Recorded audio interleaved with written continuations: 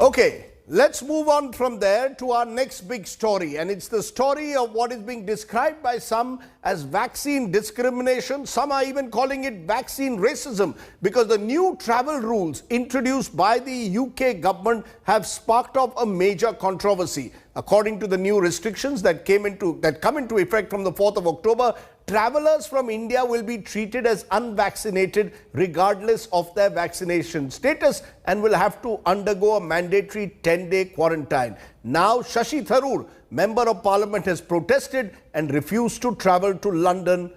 Here's more on that big story.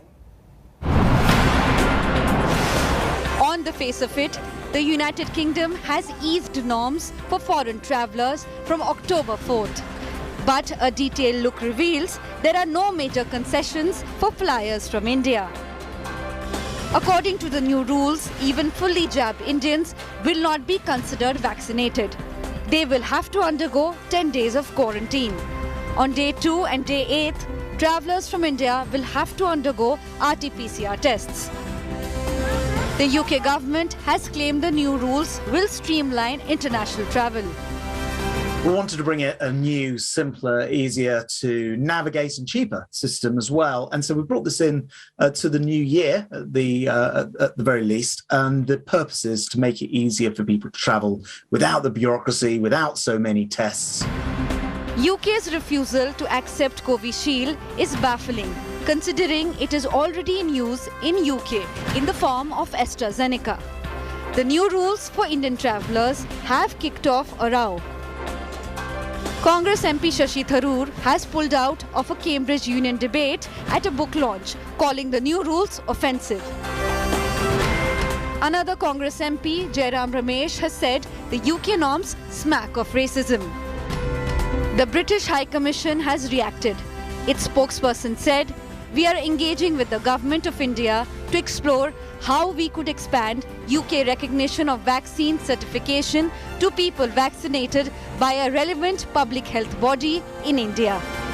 It's probably a matter of sitting down and clearing those thoughts and transparently discussing those things, both from UK government side as to what exactly are their doubts about the systems, and then the Indian government transparently producing data and evidence and sharing that evidence, showing that how the systems have been run and how things have been done.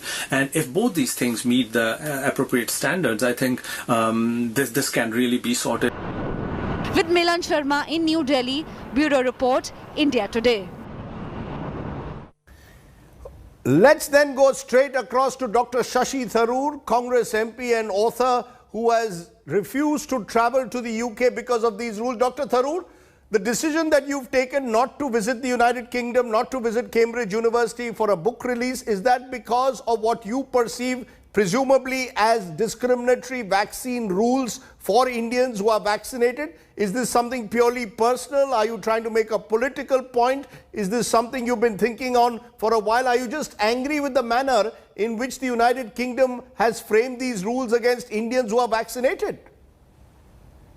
All of the above. I think, first of all, there's a practical matter. I can't afford to spend 10 days in quarantine just to visit the UK. My days are precious to me. I have an extremely busy schedule, and just going somewhere to sit in self-isolation is not my idea of a worthwhile trip. So in any case, quite apart from everything else, that rule makes it impossible for me to go. And I told the Cambridge Union that, and I told my publishers that, and I pulled out of both events. In fact, the Cambridge Union debate has since been cancelled. But the larger issue is why on earth the British are taking the stand? Because one has to say very frankly that if it was any other country, there might have been a little more understanding. But Britain uses the Oxford AstraZeneca vaccine, which is itself manufactured by the Serum Institute in Pune, and which is what we are taking under the name Covishield. So if Covishield is it is identical to what the British are taking under a different brand name, how on earth can you say that one set of vaccinations is accepted and another set is not, and you've got to be quarantined? That kind of double standard is absolutely breathtaking. No, that's precisely it. If Oxford AstraZeneca and Serum Institute's Covishield, in a sense, are the same vaccine, Why are they discriminating against India? It seems, as you said, breathtaking at the very outset and astonishing what has been done. Where do you think this comes from, this mindset? I mean, it almost takes me back to some of your books, whether it's Inglorious Empire and Era of Darkness. The sun has set on the empire, but it seems that the British don't seem to recognize it when it comes to vaccinations. This is pretty inglorious conduct on their part. And of course, we're not the only country. They've got a whole list of countries that they will not accept vaccination certificates from. Now, officially, all they're saying is that the policy will be further reviewed. I've got this from high up in the British diplomatic establishment. But privately, what I hear from unofficial sources is that it is not our vaccinations they mistrust, it is our documentation. As one person said to me, we fear that yours is a country where anybody can get a fake certificate for everything, even for a university degree, referring to, I think, our Prime Minister. And in those circumstances, how on earth do you expect us to take at face value a certificate saying somebody has had Covishield jabs? Now, that kind of thing is actually not a good reflection on what they really think about us as a country. But it's also something that's quite shame-making for us too. I think we need to be able to demonstrate the integrity of our process. I believe our certificates are impressive. There are QR codes attached. Perhaps we should offer to share the QR code reading facility with the people in foreign airports so they can check that this is really a genuine certificate and not a fake one. But this is the kind of thing that actually, as an Indian, I feel deeply wounded by and deeply hurt. No, we all as Indians feel very strongly in the way it's happening, because whether it's vaccinations, which are prima facie discriminatory from the way we see it because of the Oxford AstraZeneca Serum Connect, as we spoke, but even documentation that you mentioned, Dr. Tharoor. We've got a situation today where Pakistan, Bangladesh have been cleared, and India, which is on the red list, from the amber to the red. That in itself seems to send out a very negative signal to Indians. If Pakistan, Bangladesh are cleared, India is not cleared, it seems to me inexplicable. Well, it's possible that that decision is based on the relative numbers of people traveling from India by comparison with other countries. It may also be other factors. For example, it's very striking that the UAE joins us in the list of countries whose certificates are not accepted in the UK. And the UAE is rather proud of itself for its rather exemplary vaccination program, the very high percentage of people vaccinated, and the stringent controls exercised in that country. And they too are on this list, and they find it very odd. Maybe again, some people have suggested to me that the UAE is there because Indian travelers tend to hop over from the UAE, and they're really concerned about Indian travelers, in which case I really think the Brits ought to take a good hard look at the signal they're sending us. You know, we've had talk about a special relationship after Brexit. There's been a great deal of talk about actually improving the trade partnership with India and so on, partially to make up for some of the states they've lost with Brexit. But this is not the right signal. No, beyond the signals, Dr. Tharoor, let's today call a spade a spade.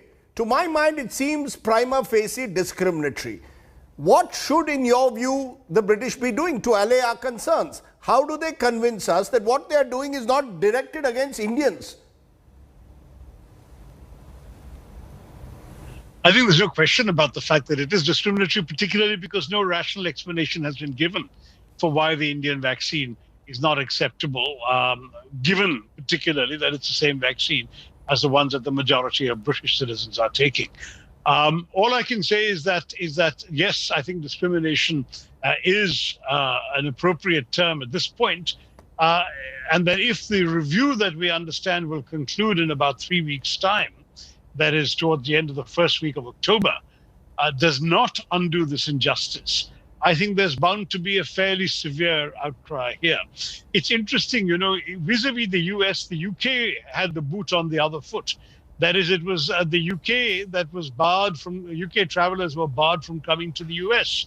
And today the US is going to announce, or we have a leak in the press that says the US is about to announce that they have reviewed the policy and are lifting this restriction on travelers from the UK and the EU. So the UK knows very well what it feels like to be at the receiving end of what seems to them to be an unjust policy, keeping Brits away from America. Well, we feel the same way, I think, about being kept away from Britain. And I think it's important. But should there be, Dr. Tharoor, greater protests? You've now decided to boycott your events in the UK next month. Should the Indian government be officially protesting at the manner in which this is being played out? What is your view? Is that the way ahead? Well, I gather that our government officials have actually been given exemptions to go for meetings, and both our foreign minister and our foreign secretary have been there on those exemptions without having to go through these restrictions. But my hope is that they have raised it while they're there, because there are a whole lot of people who don't qualify for the exemptions a foreign secretary or a foreign minister will get. And I think it will be healthy for them to stand up and bat for all the other Indians. Frankly, knowing these gentlemen, I would not be surprised. I'm sure they have raised it with their British counterparts. Do you think, though, the principle of reciprocity will also have to be taken into account, where India will also have to open up to US and UK travelers? If we don't open up, they will continue to close their doors to us.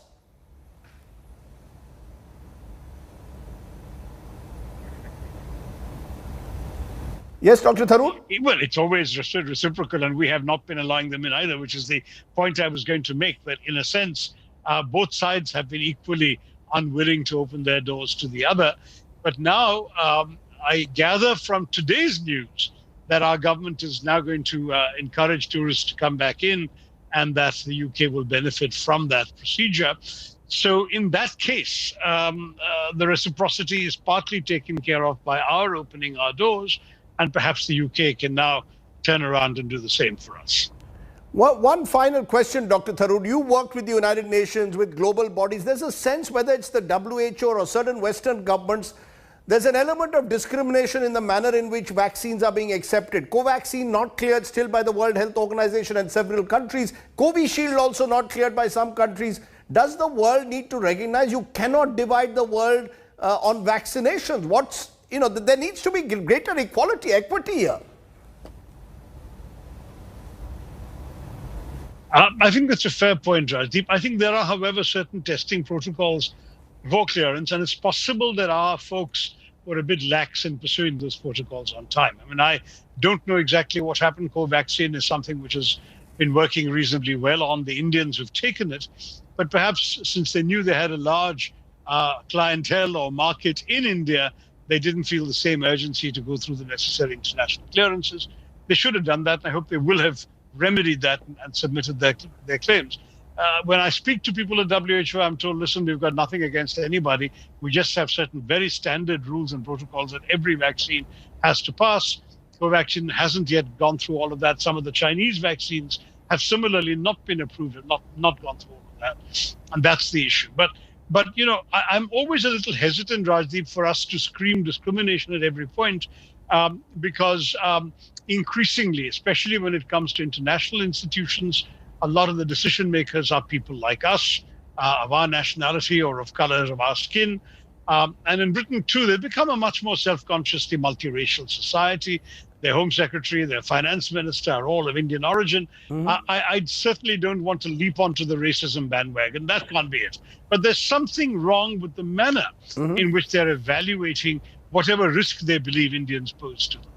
I didn't use the word racism as much as discrimination, because I maintain it's discriminatory. But given the fact that you're making the headlines now on this, do you think come tomorrow morning you might get a call like the Foreign Secretary and the Foreign Minister of India? You might get an exemption to travel to the UK from the British High Commission. Will you continue to say no? No, I don't seek an exemption. I'm happy to be an Aam Aadmi. And as I said, the Cambridge Union has decided to postpone the debate to happier times, perhaps next year. Let's leave it there, Shashi Tharoor. Clearly, you've raised a vital issue. I know hundreds of people who are feeling similarly to you. You cannot have two rules when it comes to a vaccine which comes from really the same company. Thanks very much for joining me here on the news today.